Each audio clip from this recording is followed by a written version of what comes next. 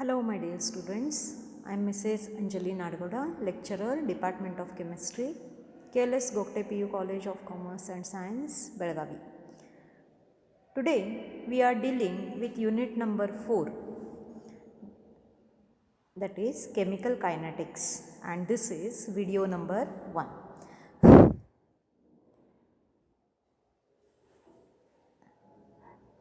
We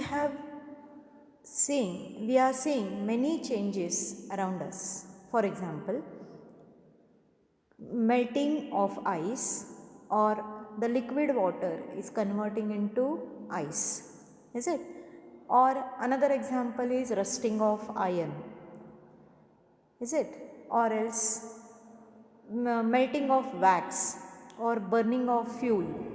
There are so many reactions which are taking place around us in our day-to-day life, is it? So, chemistry is concerned with change, right? Substances with certain properties are converted by chemical reactions into other substances with different properties. Now, for such reactions, that is for such changes, chemists try to find out what? One is feasibility of a chemical reaction, means whether the reaction takes place or not, or whether the reaction is possible or not. And this idea we will get it from thermodynamics, and this we have learnt in last year, that is PUC 1 syllabus. Another one is extent to which a reaction will proceed, means how much time it will occur, right? That can be determined from equilibrium. Even this we have studied in last year. Next one is speed of reaction, that is how much time it will take to reach equilibrium, is it? Or in how much time it will complete, with how much speed it will complete. This is all we can find out by using chemical kinetics. Now, what is meant by kinetics? So, kinetics is a Greek word. It is originated from the Greek word, that is kinesis, and it is nothing but the movement. So, whenever we are studying the chemical kinetics, means we are seeing the movement of molecules, right, which are present in the different substances. Now, thermodynamics gives the idea about the feasibility of the reaction, and kinetics tells us the rate of reaction or speed of reaction or velocity of the reaction. Now, how many words I have used? Rate, speed, velocity. I hope you are using these words whenever you are calculating the average rate of any vehicle. Am I right? Yes, the same thing can be applied for the chemical reaction. So, what is the definition of chemical kinetics means? The study of reaction rates, the conditions by which the reaction rates can be altered, that is, can be changed, and mechanism of reaction is called chemical kinetics. So, let us start with the topic. What is meant by rate of chemical reaction? As we know, speed of any automobile or any vehicle can be given as distance, total distance covered, and how much time required, is it? So, total distance covered divided by the time required to cover that distance. So, this gives speed of a vehicle or an automobile. Like that, chemical reaction speed or rate or velocity of chemical reaction can be given by using the change in concentration of reactant or product in unit time, means we have to fix the time for 1 second, 1 minute, whatever it is it? So, it should be 1 unit time. So, to be more specific, it can be expressed as the rate of decrease in concentration of any one of the reactant. Now why the word any one reactant is used? Because many reactions we have seen in which there are two or more reactants are present. And what exactly happens when the chemical reaction takes place means the molecules collides with each other. The reactant molecules collide with each other and they form the new substance or the new molecules which are having the different properties. Is it? So whenever such collision takes place, obviously the concentration of one of the molecule get decrease or concentration of one of the substance decreases and concentration of other substance increases.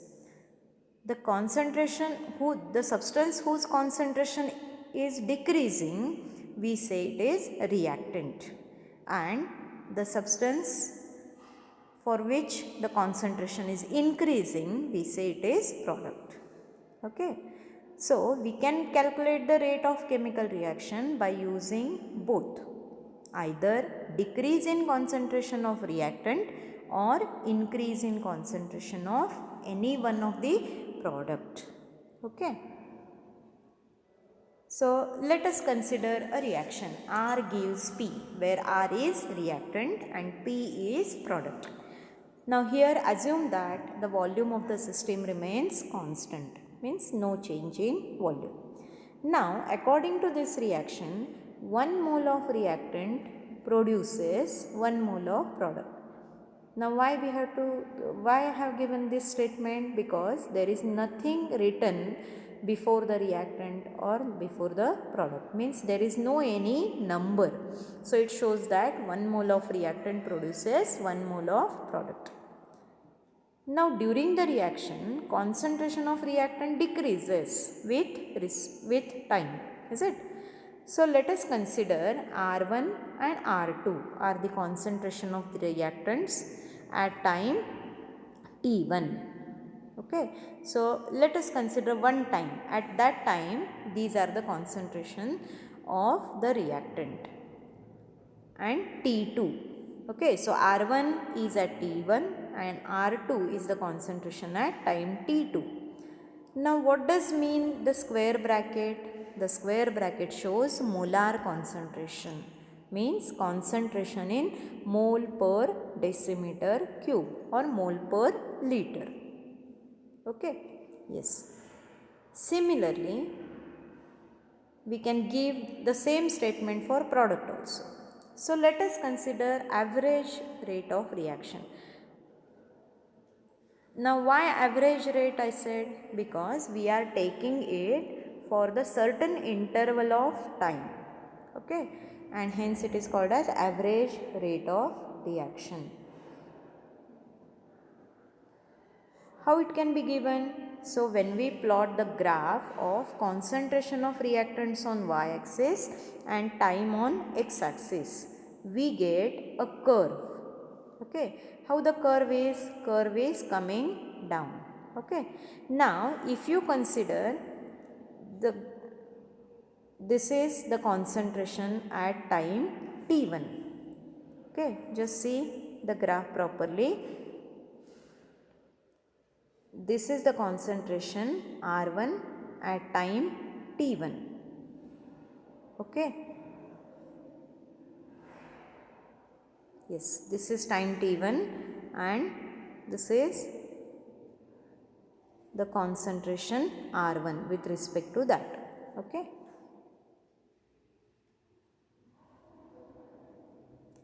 Then R2 is the concentration at time T2. Okay. So when we find out the difference between these two, that is R2 minus R1 is nothing but what? Change in concentration. Is it? Divided by, now time is what? T2 minus T1. So this is delta T. Now this ratio shows what? Rate of reaction. That is average rate of reaction, because we are taking it for certain interval of time. Is it? Now as the concentration of reactant decreases with respect to time. If you see here, the graph is coming down from initial concentration R0, is it? The graph is sloping downward and hence the concentration is decreasing, and hence we are using the minus sign for this. Okay. So, average rate with respect to reactant can be given as minus delta R, square bracket R means molar concentration of the reactant, and delta T is nothing but the change in time, okay, or the difference in time. Am I right? Okay. So, this can be given as rate of disappearance of reactant is equal to decrease in concentration of reactant divided by time taken. That is R2 molar concentration of reactant at time T2 minus molar concentration of reactant at time T1. Okay, divided by T2 minus T1. So, this gives the mathematical expression for average rate of reaction.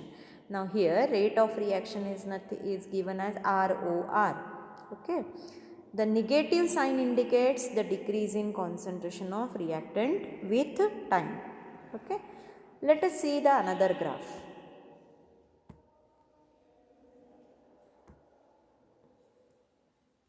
What is that? We have already seen that rate of reaction can be determined with respect to reactants or with respect to product.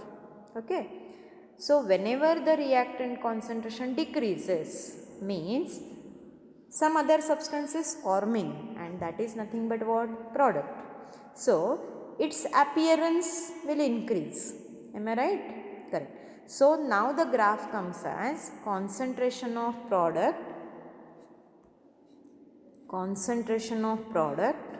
y-axis with respect to time on x-axis. So, if you see, the graph is going upward, is it? It's a curve, but it is going upward. Am I right? Now, just see here. Let us consider at time T1, P1 is the product, that is concentration of product. Okay, and at time T2, P2 is the concentration. So, when we find out the difference between these two, that is P2 minus P1, obviously the graph is increasing, means which value is more? P2 value is more and P1 value is less. Hence, the sign becomes positive. Okay. Now, T2 minus T1, which gives delta T, that is change in time. So, average rate. Now, here this ratio can be given as average rate is equal to delta P. Now, P is given in square bracket, that is molar concentration of product, divided by delta T, that is time taken. Okay. So, how we can write the formula? Rate of appearance of product is equal to increase in concentration of product divided by time taken. So, P2 minus P1 divided by T2 minus T1, that is nothing but delta P divided by delta T. This is equation number 2. Now, for this average rate, the positive sign is given. So, what does positive sign indicates? Increase in concentration of product with time. So, this gives the rate of reaction either with reactant or with product. Now, these two concepts which we have seen, these are average rate of reaction, means we are taking it for certain interval of time. But for some reaction, if we want at a particular moment, means whenever the average rate at the smallest interval of time, that is delta T, is it? That is this delta T. Okay. Now, when this delta T means what? The delta T when it approaches to 0. It is called as instantaneous rate. Instantaneous rate means at any particular moment of time. Okay. So this can be given as the rate of a reaction measured at any instant of time or a very small interval of time is called instantaneous rate. Okay. So this can be graphically measured by measuring the slope of the tangent drawn at a point that corresponds to the given instant of time. Means whenever we get a curve, for that curve we have to draw a tangent, and from that tangent we can select the point at which we have to calculate the rate. Okay. So this is called as instantaneous rate. So average rate is equal to instantaneous rate as delta t approaches to 0, means time interval approaches to 0.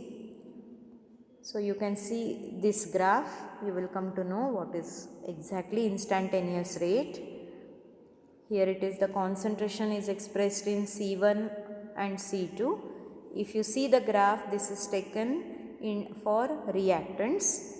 Okay, this is time t1 and t2, and for a particular instance or particular moment we can get this graph, get this point where the tangent is drawn. Okay, so this ratio gives the instantaneous rate. Okay, now in earlier two graphs this idea is also given. Just see here.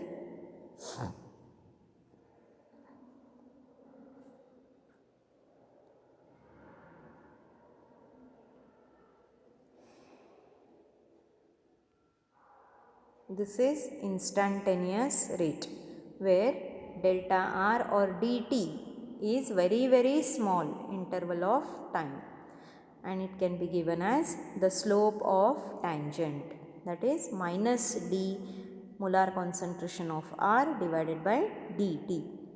Okay, or else in product we will get another type of instantaneous rate.